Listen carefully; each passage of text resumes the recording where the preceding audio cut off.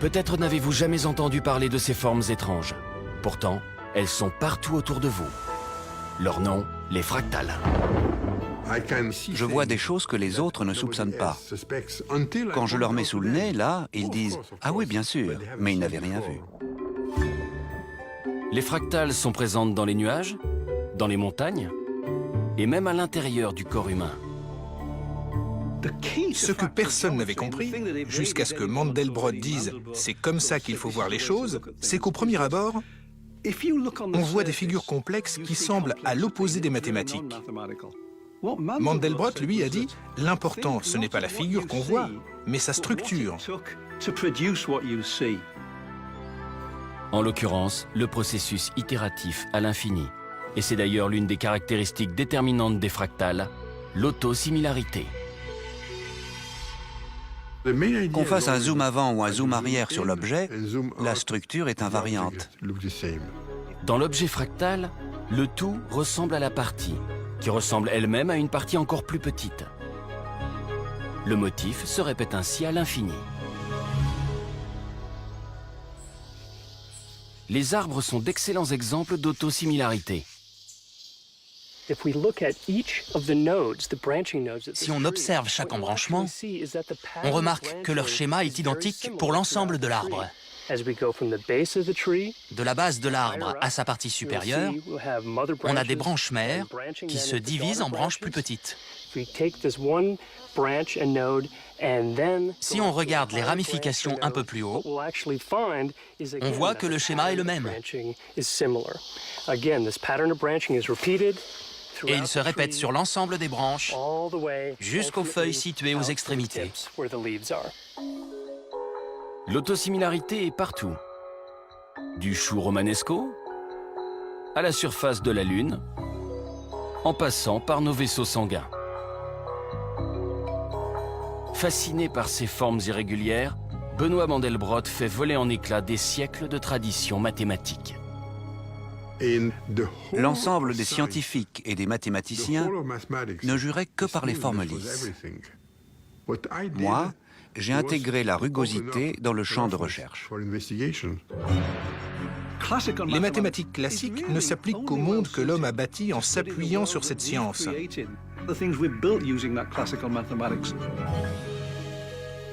Tandis que les motifs de la nature, ceux qui existaient déjà avant notre arrivée sur Terre, les arbres, les plantes, les nuages, les phénomènes météo, tout ça échappait à leurs lois.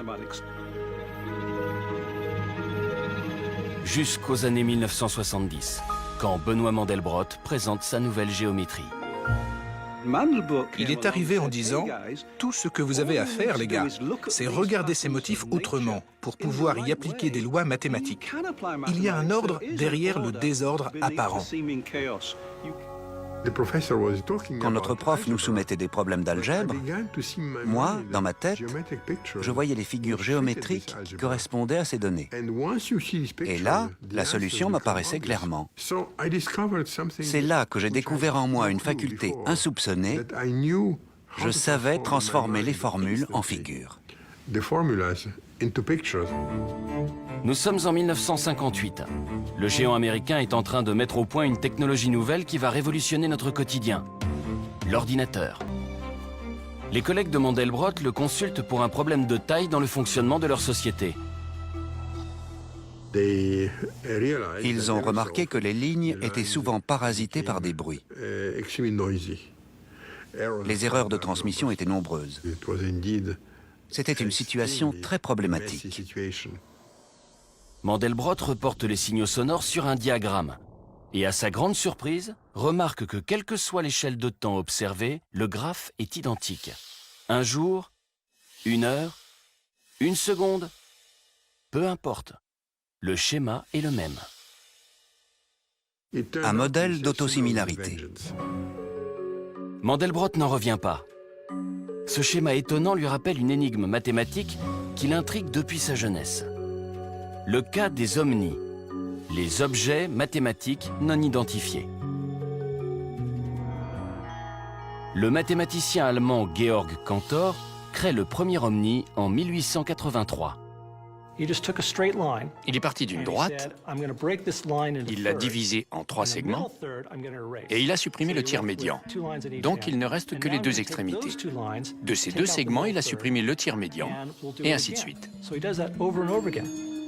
On aurait tendance à penser, à force à la fin, il ne restera plus rien. Eh bien, c'est faux. Il ne reste pas seulement 1 point, ni même 2 points. Il en reste une infinité.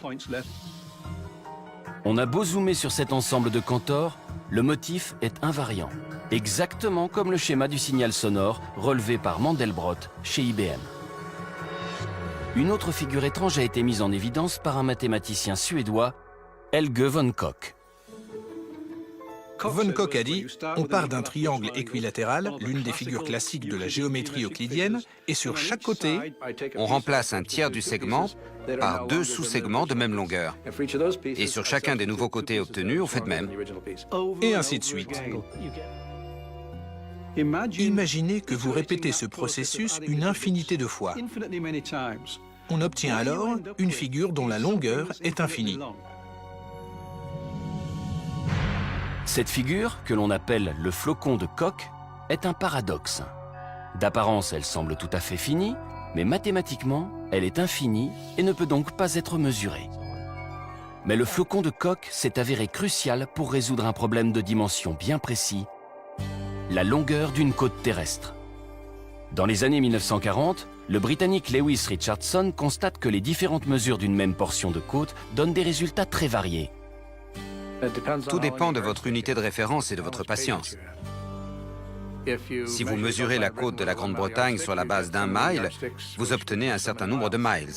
Si vous la mesurez en pied, la côte est plus longue. Et plus l'unité est petite, plus la longueur est élevée, parce qu'on peut toujours trouver des indentations plus petites. Mandelbrot comprend alors que les indentations toujours plus petites de la courbe de Koch sont exactement le modèle à appliquer aux côtes. Il a écrit un article dans la revue Science intitulé « Combien mesure la côte de Grande-Bretagne ?» Pour Benoît Mandelbrot, une côte a une géométrie fractale. Il sait qu'il ne peut pas en mesurer la longueur, mais il pense pouvoir en mesurer la rugosité. Pour ce faire, il faut entièrement repenser le concept de dimension qui sous-tend les mathématiques classiques. Dans la géométrie dite normale, une dimension, c'est la ligne droite. 2 dimensions, c'est la surface plane. Et 3 dimensions, c'est le cube. Mais un objet peut-il avoir une dimension intermédiaire quelque part entre la 2e et la 3e? Mandelbrot affirme que oui. C'est le cas des fractales. Et plus elles sont fragmentées, plus leur dimension fractale est élevée. Il y a des termes compliqués, comme dimension fractale ou autosimilarité. Mais cette géométrie est la base des mathématiques appliquées. Elle nous permet d'avoir un regard très précis sur l'univers qui nous entoure, le monde vivant. Gaston Julia s'était demandé qu'est-ce qu'il se passe quand on prend une équation toute simple et qu'on la répète en boucle. Travaillant chez IBM, Benoît Mandelbrot peut faire ce qui était inenvisageable pour Julia. Il utilise les ordinateurs qu'il a sous la main. Il reporte alors les chiffres de son ensemble de Julia sur un graphique. Grâce aux figures qu'il obtient, Mandelbrot fait une découverte révolutionnaire. En 1980, il crée sa propre équation qui englobe tous les ensembles de Julia en une seule représentation. En procédant à l'itération de sa propre équation, il obtient sa propre suite de valeurs qu'il reporte graphiquement sur ordinateur. Le résultat est une sorte de cartographie de tous les ensembles de Julia et deviendra rapidement le symbole de la géométrie fractale. Il a pour nom l'ensemble de Mandelbrot. Avec ce motif mystérieux, Mandelbrot balaie les idées reçues sur les limites des mathématiques. Les œillères sont tombées et on a enfin pu distinguer des formes qui avaient toujours existé, mais qui étaient jusque-là invisibles. Le principe des structures fractales a également révolutionné l'univers des effets spéciaux. C'est une scène culte du 3e volet de la guerre des étoiles. Le résultat n'est pas terrible. On a vaguement l'effet voulu, mais visuellement, ça n'a aucun intérêt. Alors que si j'ajoute une fractale, regardez. Je reprends le jet de départ, mais je le réduis et je recommence. Et je répète l'opération en réduisant toujours plus. Les graphistes et les artistes du monde entier accueillent à bras ouverts le potentiel visuel des fractales. Mais la plupart des mathématiciens n'ont que mépris pour l'ensemble de Mandelbrot. Le Mathematical Intelligencer, une revue spécialisée, n'arrêtait pas de publier des articles disant que Mandelbrot n'était pas mathématicien, qu'il était nul, que la géométrie fractale n'avait aucun intérêt. L'œil avait été banni de la science. Il avait été excommunié. Ses collègues, et surtout les brillants mathématiciens classiques qu'il respectait, ont dénigré ses théories. Je sais que pour certains, les fractales donnent de jolis dessins, mais ne servent absolument à rien et sont ridicules. En 1982, Mandelbrot répond aux critiques en publiant un autre ouvrage, La géométrie fractale de la nature. On y trouve de nombreux exemples d'applications scientifiques de sa théorie. Il affirme pouvoir mesurer avec précision des formes naturelles et effectuer des calculs capables d'étudier des formations diverses comme les traces d'assèchement des fleuves ou le mouvement des nuages. Tout à coup, le domaine des systèmes vivants et en mouvement, qu'on considérait comme n'étant pas du ressort des mathématiques, et encore moins de la géométrie, était au cœur de toutes les préoccupations. C'est le livre de Mandelbrot qui nous a convaincus que les fractales n'étaient pas que des petits dessins, mais une science à part entière. Une nouvelle façon de regarder le monde, pas seulement pour l'observer et le mesurer, mais aussi pour l'étudier mathématiquement et donc mieux le comprendre.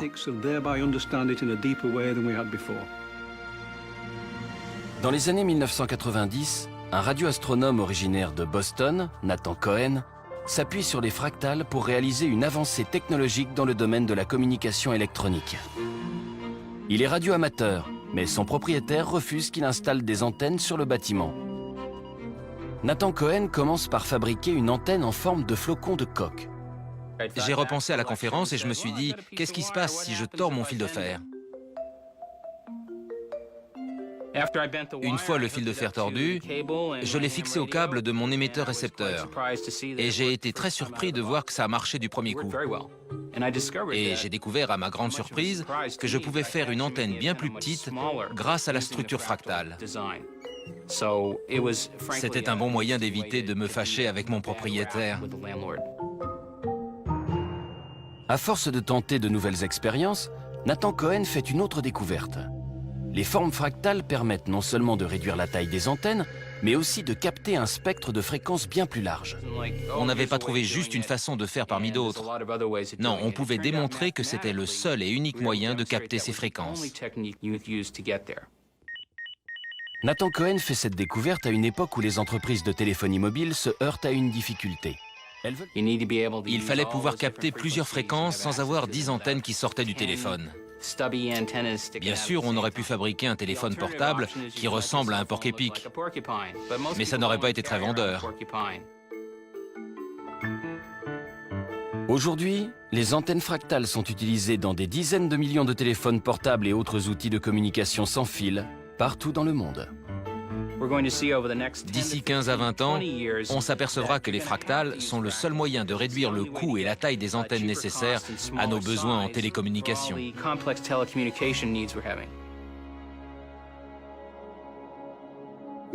Si un ingénieur un peu malin utilise les fractales dans de nombreux contextes différents, il faut se demander pourquoi la nature, qui est plus maligne que nous, les utilise à sa façon. Elles sont omniprésentes en biologie. Ce sont des schémas que la nature reproduit sans cesse au fil de l'évolution. Le rythme cardiaque en est un exemple frappant, comme nous l'explique Harry Goldberger, un cardiologue originaire de Boston. Quand on reporte sur un graphique les intervalles entre les battements, on retrouve une indentation très similaire à celle des montagnes dont parle Mandelbrot dans son livre.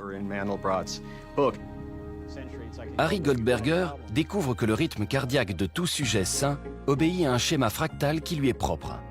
Cette spécificité permettra peut-être un jour aux cardiologues de déceler certaines pathologies.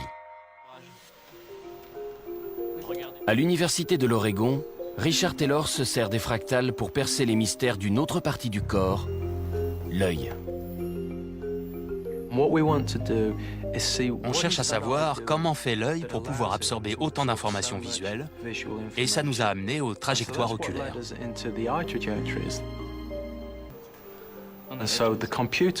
L'ordinateur sort ensuite un tracé qui comporte différentes petites structures oscillatoires.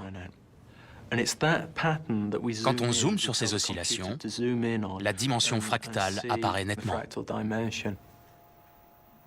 L'expérience montre que l'œil ne regarde pas toujours les choses de manière ordonnée et linéaire. On cherche à comprendre la façon dont, naturellement, l'œil assimile l'information. Est-ce qu'elle s'apparente à d'autres processus inconscients, comme le mouvement du corps? Quand on se tient en équilibre, qu'est-ce qu'on fait en réalité? Quelque chose d'inconscient mais d'efficace. On effectue des oscillations plus ou moins grandes. Toutes ces fonctions humaines sont-elles liées par un schéma fractal? On est en train de découvrir que de plus en plus de processus physiologiques sont fractales.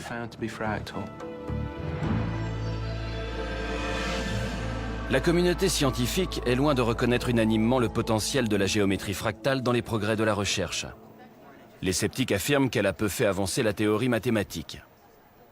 Mais pour l'équipe du biophysicien canadien Peter Burns, les fractales sont un outil nécessaire au développement de modèles mathématiques qui pourraient permettre un diagnostic plus précoce du cancer. La détection des très petites tumeurs est un des grands défis de l'imagerie médicale. Au lieu de présenter des bifurcations nettes, comme les branches d'un orme, la vascularisation de la tumeur est chaotique et désordonnée, plutôt comme une boule de gui. Et le flux sanguin qui circule dans ces vaisseaux enchevêtrés ne ressemble pas du tout à celui d'un sujet sain. Cette différence pourra peut-être un jour être détectée à l'échographie. L'intéressant avec les fractales, c'est qu'elles nous fournissent des informations sur l'infiniment petit sans qu'on ait besoin de regarder à travers un microscope. Nous pensons que l'approche fractale pourrait permettre de distinguer par l'imagerie les lésions bénignes des tumeurs malignes, ce qui était impossible jusqu'à présent. Il faudra peut-être des années avant que les fractales n'aident les médecins à dépister le cancer. Mais elles fournissent déjà des indices de taille sur une question récurrente en biologie. Pourquoi les animaux de grande taille utilisent-ils l'énergie plus efficacement que les petits? On constate une économie d'échelle incroyable à mesure que la taille augmente. Par exemple, un éléphant est 200 000 fois plus lourd qu'une souris, mais il ne consomme que 10 000 fois plus d'énergie sous forme de calories ingérées. Et le plus étonnant, c'est que le rapport entre la masse et le besoin en énergie de tout être vivant est régi par une formule mathématique invariable. Quand on y réfléchit, ce serait totalement inefficace d'avoir des codes différents pour chaque étape de la vie d'un être vivant. Alors que si on a un code fractal qui indique toujours à quel moment de la croissance il doit y avoir une division, ça veut dire qu'un code génétique très simple peut produire un organisme complexe. L'évolution par la sélection naturelle a trouvé le schéma qui, visiblement, est le plus performant.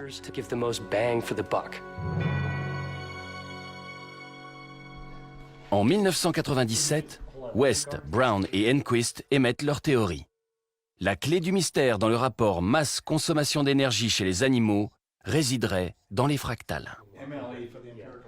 Aujourd'hui, ils vont plus loin avec une nouvelle expérience qui leur permettra de savoir si la structure fractale d'un seul arbre peut renseigner sur le comportement d'une forêt tropicale tout entière.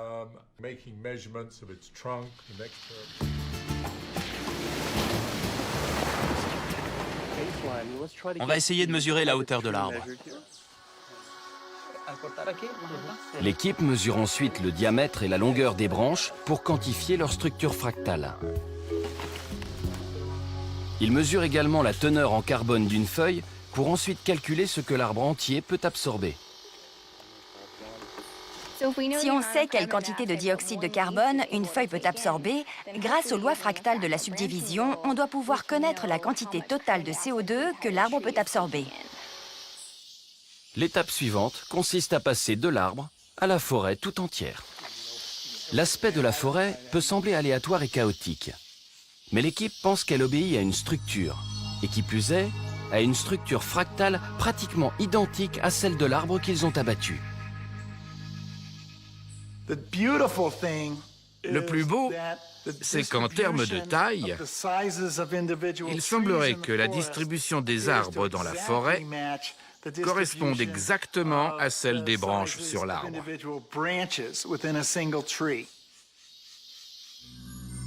Si leur hypothèse se vérifie, l'étude d'un seul arbre pourrait permettre de connaître la quantité de CO2 qu'une forêt tout entière peut absorber.